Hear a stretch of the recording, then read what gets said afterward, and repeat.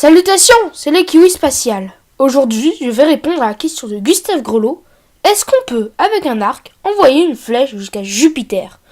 Je vais te le dire tout de suite, non. Car même une fusée n'y arrive pas. Du moins, pas de cette manière. Beaucoup de gens croient que pour aller sur une autre planète, il suffit juste de décoller avec une fusée et continuer avec les réacteurs jusqu'à Jupiter.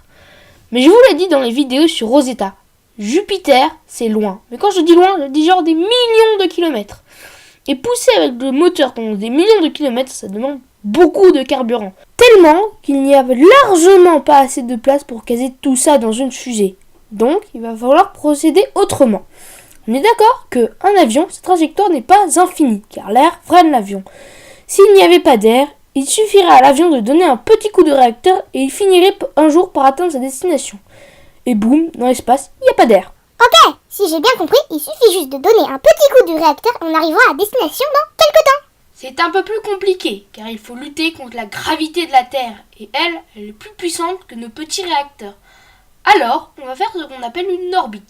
Et ça, où que vous allez dans l'espace, vous êtes obligé de passer par là. Alors, écoutez bien. Tiens, la petite voix, prends cette balle, et lâche-la par terre, comme ça, sans aucune puissance. Comme ça? Oui, vous voyez, la balle tombe à cause de la gravité. Ensuite, lancez un peu plus fort. Comme ça? Oui, parfait. Vous voyez, la balle va vers la gauche, mais elle retombe toujours, car la gravité l'emporte. Maintenant, lance la balle aussi fort qu'une fusée, par exemple. Comme ça? Parfait. Maintenant, regardez. La balle va tellement vite et tellement loin qu'elle se retrouve de l'autre côté de la Terre. Et donc, du coup, elle va retomber. Mais comme dans l'espace il n'y a pas d'air qui freine la balle, elle a conservé sa vitesse et retombe de nouveau à côté de la Terre. Et ça à l'infini. Cela décrit un cercle et c'est ce qu'on appelle une orbite. Oui, mais maintenant qu'on tourne pour l'éternité, comment on va jusqu'à Jupiter? C'est là qu'on va faire un transfert de Hohmann. Je m'explique. Dans l'espace, plus on va vite, plus on va loin, ça vous connaissez. Mais dans l'espace, pour l'instant, tout ce qu'on sait faire, c'est des orbites.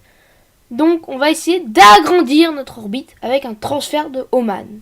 Et comment qu'on fait pour faire un transfert de Hohmann? Il suffit de pousser avec les réacteurs dans le sens de notre trajectoire et on va aller plus vite.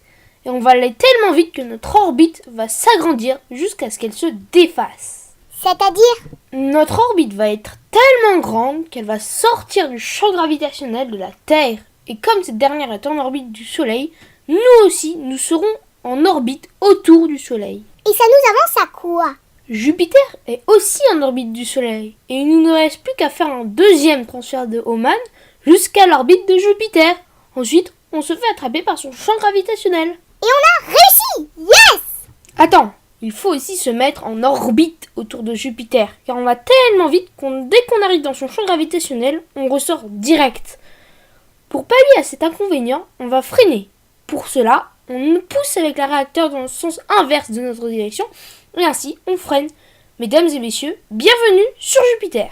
Et quand on y repense, c'est vrai que c'est difficile de faire tout ça avec une flèche. Et voilà, c'est déjà la fin de cette vidéo. J'espère que vous avez tout compris. C'était le Kiwi Spatial.